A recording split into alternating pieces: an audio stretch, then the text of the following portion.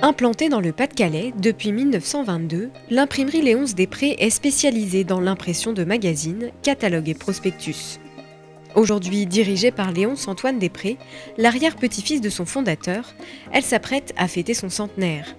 En 2018, l'entreprise a pourtant bien failli cesser son activité face aux difficultés du secteur de la presse magazine. À partir de 2014, on a commencé à avoir des volumes qui chutaient. On a eu des impayés.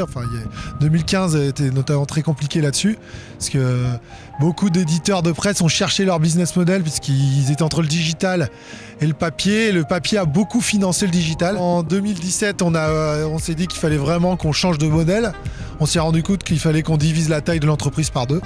L'imprimerie n'a alors pas d'autre choix que de se placer en redressement judiciaire afin de lancer un grand plan de restructuration. Le but, c'était de rembourser les dettes sur plusieurs années et de repartir avec une plus petite taille.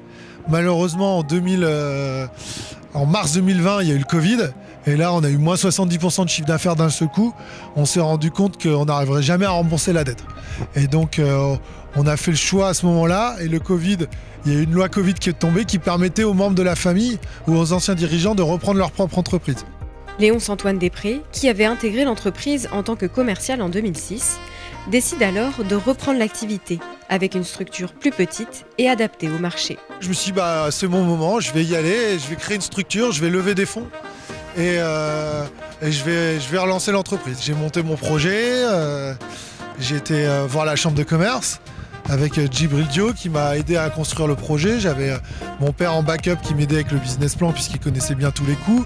La CCI a accompagné le nouveau dirigeant dans la recherche de financement afin que le projet de reprise soit viable et puisse aboutir.